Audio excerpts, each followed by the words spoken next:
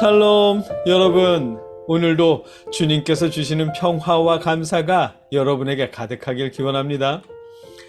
어제 나눈 말씀에서 우리는 옥중에 갇혀있는, 정확히 말하면 가택구금 상태인 바울이 자유롭게 돌아다닐 수 있는 빌립보 사람들에게 평화를 빌어주는 인사말을 나눴습니다.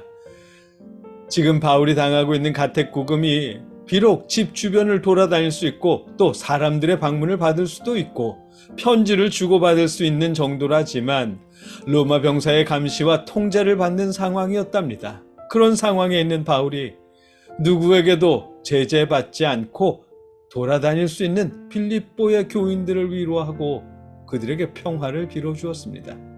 물론 빌립보서 1장 1절로 2절의 인사말은 그 시대 편지들의 통상적인 형식을 따랐다고 합니다만, 그러나 그렇더라도 가택구금 상태인 바울이 자유로운 빌립보 교인들의 평화를 빌어줄 수 있었다는 사실은 진짜 대단하다라는 생각을 하게 만듭니다.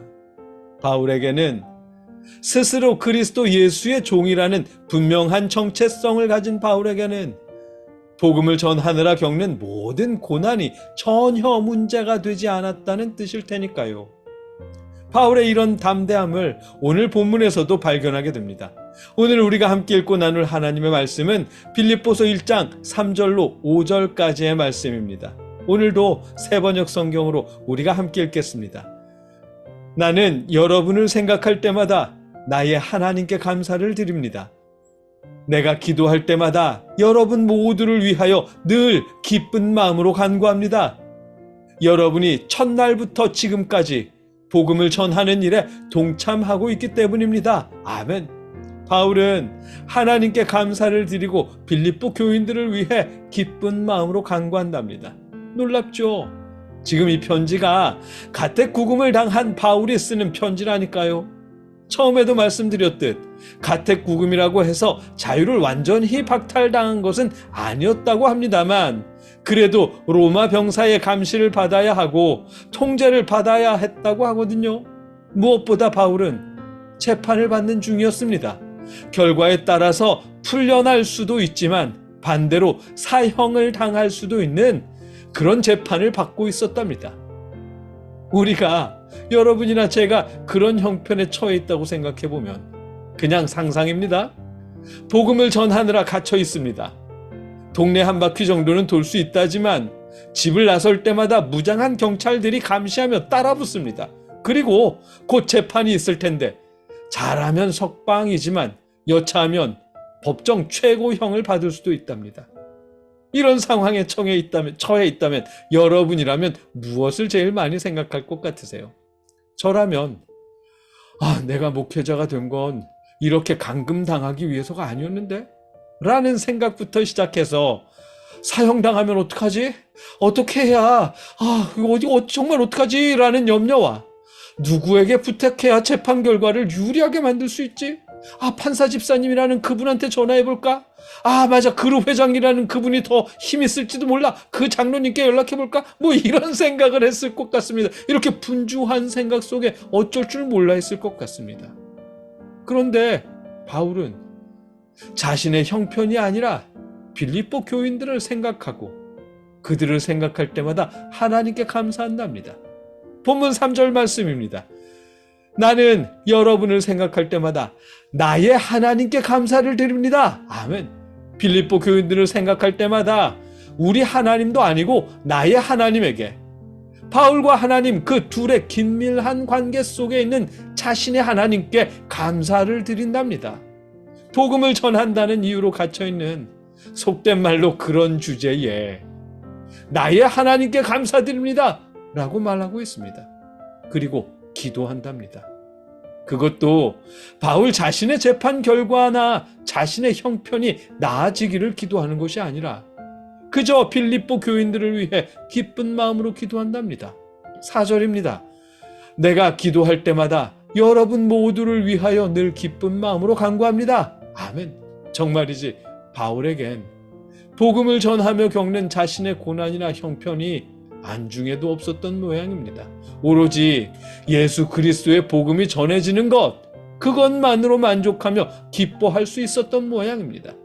그러니까 빌립보 교인들이 복음 사역에 동참하였다는 이유로 이렇게 기뻐할 수 있는 것이고, 자신이 가택구금을 당했으면서도 빌립보 교인들로 인해 하나님께 감사할 수 있었던 것이겠죠. 바울이 빌립보 교인들 때문에 감사하는 이유는 그들이 복음 사역에 물질로 동참했기 때문이거든요. 5절입니다. 여러분이 첫날부터 지금까지 복음을 전하는 일에 동참하고 있기 때문입니다. 아멘. 빌립보 교회 교인들은 선교 헌금이나 구제 헌금 등으로 복음 사역자들과 함께 했답니다.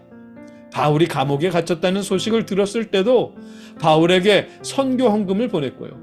바울이 바란다거나 원한 일이 아닌데도 불구하고 빌립보 교인들은 알아서 자발적으로 그렇게 했답니다.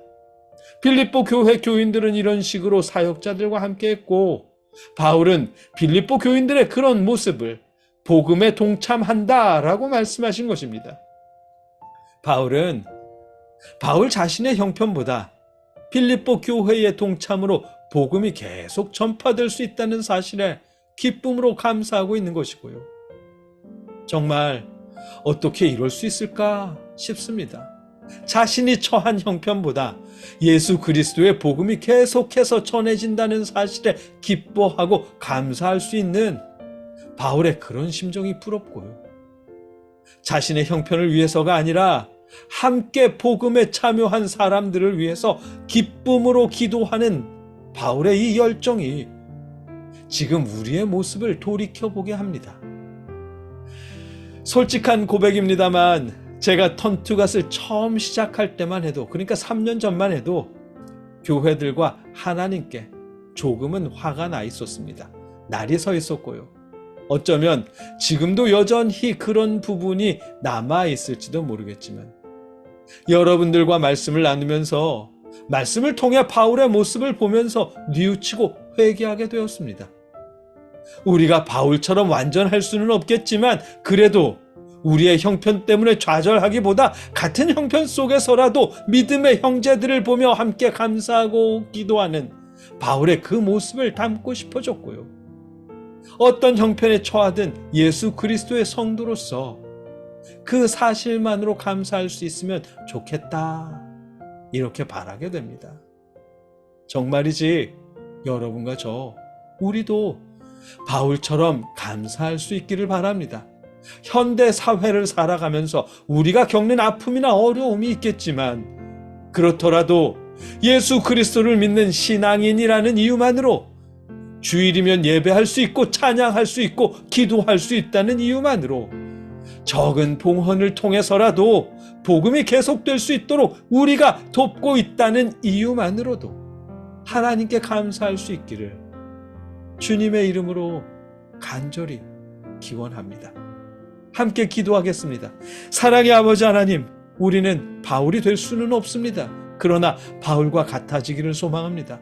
어떤 형편에 처해 있든 예배할 수 있고 기도할 수 있고 봉헌을 통해 복음 사역에 동참할 수 있다는 그 사실로 감사할 수 있기를 소망합니다. 아버지, 우리 안에 감사의 마음을 허락하여 주시옵소서. 예수님의 이름으로 기도드립니다. 아멘.